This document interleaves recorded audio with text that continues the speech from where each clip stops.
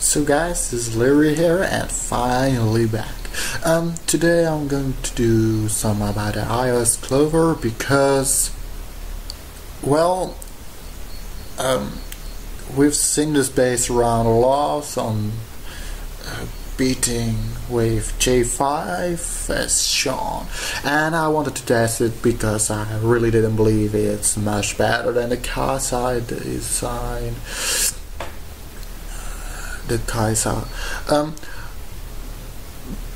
But I do think when you have really high level buildings, it's a viable design. So for me it's not a viable design, and you can see it in this video because I really didn't have much luck doing this. But this first run is with Thunder God. I'm going to run it 2 times with Thunder God. After that I'm going to run it without Thunder God. That's another thing you're going to see. I'm going to do it without Thunder God.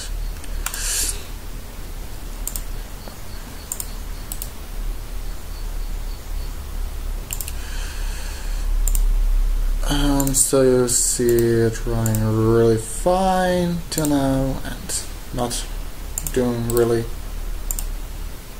weird stuff. The first wave actually went all around, and the second wave is going right in. Another thing you can see is that I'm using Cupid. He's 7 of 9 right now and he's monster, and you see the only reason that it's 7 of 9 is the only reason why I'm putting him in over Reaper. Because he probably adds around as much, if not more, than Reaper. But I wanted to show the difference between Thunder God and Reaper really well, actually. Spirit Mage is gone here, right? At wave G3, and that really sucks because with 4 heroes, beating wave G5 is significantly tougher.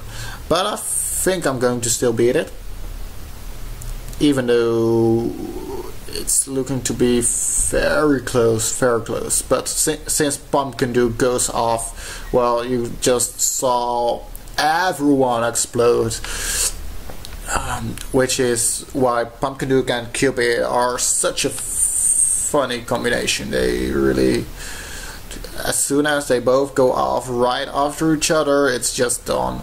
And I believe you're going to see it right here. Pumpkin Duke is tanking and it's just done, and they zip right through. Thunder God actually procced once maybe, but that's not really the reason I beat that wave. It's because Cupid and Pumpkin Duke went off. So let's run it again, and I believe this time it's going a bit more smooth. I don't know that for sure, so we'll see.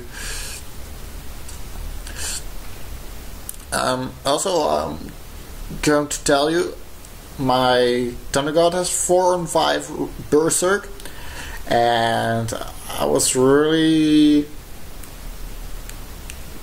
crazy because I rewrote his talent to a 5 on 5 heavy blow. Why did I do that? You're going to see that next, but for example in raids I don't really need him because I have Reaper, and Reaper deals with threats just fine, and Reaper has range, which actually matters a lot because range units have a lot more survivability. Plus that means that my Pumpkin Duke is tanking a lot more, and having Pumpkin Duke tank, you would say he dies really quick. No, he doesn't. He is level 139 right here, and he's level 140 at the moment. He has a lot of HP, and when he starts stacking, it's just over almost always. Did I lose Pumpkin Duke here? Damn, I lost Pumpkin Duke here. That really sucks. That's a flaw of the design, by the way. If you don't have high level buildings, you are probably going to lose your heroes very early on, because when a building goes down, the troops target your heroes, and that means that they die. because that's a lot of troops targeting one hero.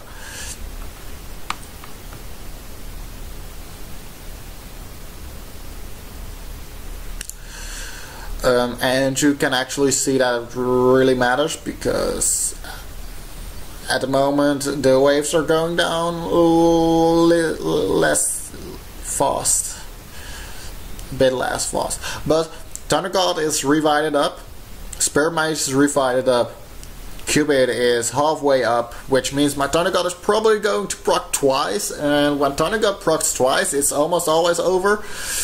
Does he proc twice? Yes, he procs twice and it's over. That's the thing about Thunder God. When he does proc, it really matters a lot. His proc is so good against, because of the stun. But I still like to pick Reaper over Thunder God. And you're going to see it right here, I believe. Yes, I have Reaper set up. And I'm going to show, yes, 4 on 5 circ on my Thunder God. I just wanted to show you that. And it's now 5 on 5 heavy blow. You're not going to see that. But my Reaper has 4 on 5 circ too. So that means that the talents aren't really different. So that gives a good reason to compare. Also, my Reaper has only 4 of 9 skill, where Thunder God has 5 of 9 skill, and my Reaper is 13 levels lower. So that means Reaper is actually weaker than Thunder God. He should be weaker than Thunder God, but he isn't. It's also a reason why I want to take Reaper up to 5 of 9 and even 7 of 9, because even at this low skill he is already as good, if not better, than Thunder God. And you can see Reaper, he just cleans up troops really fast. Oh, and here you can see an advantage of this design. The towers almost always are able to hit any troop running around, so at least at level 9. So if you have level 9 towers, you probably don't have the problem of troops getting stuck, especially if you move the buildings a bit closer. And that's possible because you can make a really closed up circle, which is really dense, and that means that any troop hanging alone just is going to die anyway. I have lost a couple of runs, but that's because the troops got stuck on my low level tower side, because I don't have all level 9 towers, which is also another reason this design doesn't really work for me. I think this design is really focused on your towers, which means if you have 5 garrisons on each of your towers, this design is probably one of the better designs. I don't think it's still preferable over the modified Casa de Morte, which is run by, for example, Archangel Legend or Yanni, or the design that I viewed in the video I beat H5. Because those designs also exploit the buildings as tanks, and they also get enough range on the buildings, so you still have the time for all your 5 towers to fire at the heroes. And here you can see wave G5, and without the Thunder God it's really it feels vulnerable, but it actually isn't. You can see Pumpkin Duke died, but that's without Druid and Spirit Mage actually stepping in. And that's the power of Reaper. He is such a good hero to solo anything, because he has an attack speed close to 600 milliseconds per attack, I believe. And that's the clean attack speed. Because there is this animation speed, and Reaper has a low animation speed.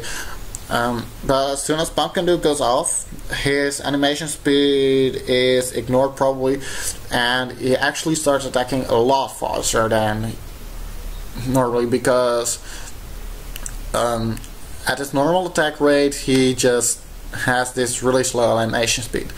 But as soon as Reaper goes off, there is no stopping it. And this is actually really boring, seeing Paladin get stuck. Oh my god, it's taking so long. Probably close to a minute to clean him up. Maybe a little bit less, but it's going to take long. La-di-dum-dum-dum, da-di-dum.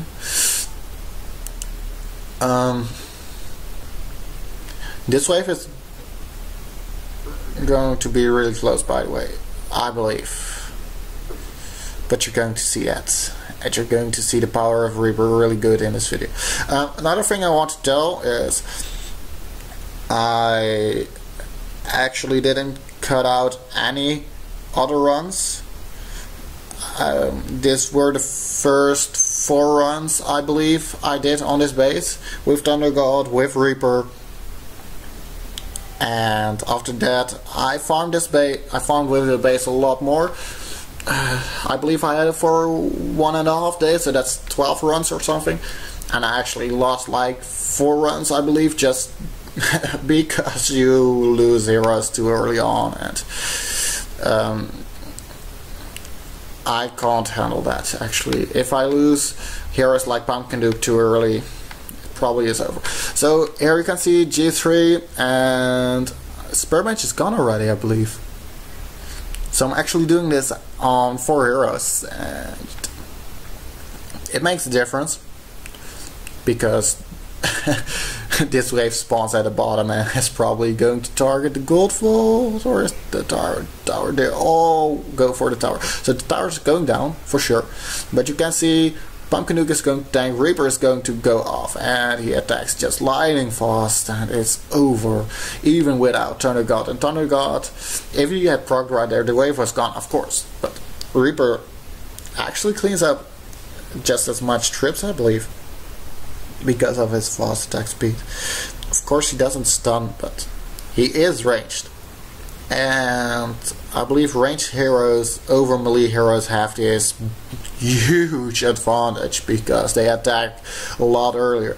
I have seen Thunder God running after troops for like 5 seconds before he starts to swing, and Reaper is just like, screw you, I'm going to attack right away. And this wave is going to end up really badly because Champion is going to stun all my heroes, and you would think it's over because Dino survives, Druid survives, and then you can see Dino proc, and it's Reaper against Druid and the Dino, and it's just over. Reaper, he just went off. I almost want to say he soloed that full wave. Of course, Druid, Cupid and Pumpkin Duke did a bit, but Reaper was the all-star of that wave, actually getting me through that. And that's why I am using Reaper and not Thunder God. You could argue with Thunder God you probably wouldn't have that problem. You would have that problem because Thunder God wouldn't have procced right away, and when Thunder God doesn't proc, he probably would have died first because he was going to tank. Reaper, because he is ranged, he can survive, so it's the most important hero in the wave, and he can actually survive, while Thunder God is the most important hero and doesn't survive. So here I'm running wave I with this base, full garrisons.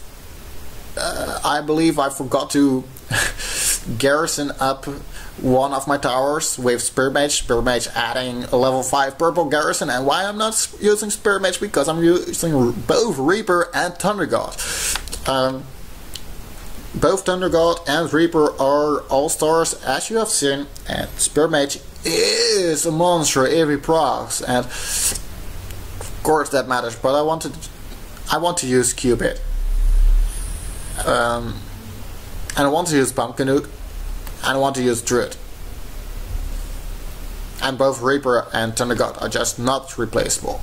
So this is wave I2, and I believe I'm just closely cleaning this up with the last heroes, and from there it's probably, oh no, I'm not going to win this.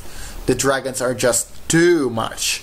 So as you can see, this wave I is really hard wave. Mostly because of Spear Mage, Thunder God, and Pumpkin Duke. Those three heroes are the first three heroes you're going to see in wave I, because they are not in wave H, but you're going to see them in wave I, and those three heroes are the reason you do need huge garrisons in your towers. You do need to use troops to absorb Spear Mage's magic missile, Thunder Goddess proc. But then the problem is you're going to get Pumpkin Duke stack like nuts. And the biggest problem is that they have really high skills. But anyway, a second wrong on wave I right here, and this one is going a bit better. They split up, and when they split up it's mostly very easy to handle the wave, but they do clean up 3 army camps, and cleaning up 3 army camps is really unfortunate for me, but that happens. And those shotgun dwarfs being buffed by Pumpkin Duke, they take down that tower. It's so fucking sucky, but that's the wave, so we can go on to wave I2 and have a very great chance of beating wave I2. But I already did that with an older base, so it's not really an accomplishment. I really want to get past wave I5, to be honest, but it's not going to be in the near future anywhere, because I would need really high level garrisons for that, and I don't have the money to spend on the game for those garrisons. I'm probably going to aim for level 3 greens and level 3 blues, but that's not too hard. I just have to get them to level 117 all to 4 out of 9 skills. But that's wave I2 beaten, and we are certainly not going to beat wave I3 with just Thunder God and Cupids. That's not how strong Thunder God is. So we're going to lose this. But as you can see, those dragons, they rip right through really fast. And then there's this shotgun dwarves, then there's this Spear Mage. Spear Mage is going to proc right here. Everything is going to disappear. Look right there. 20k damage. My Spear Mage does more damage, but my Spear Mage is 7 out of 9, so I think that Spear Mage is quite some levels in skills. So that was this video for today. Hope you enjoyed watching. Please remember to subscribe, and see you later. Stay zen, guys.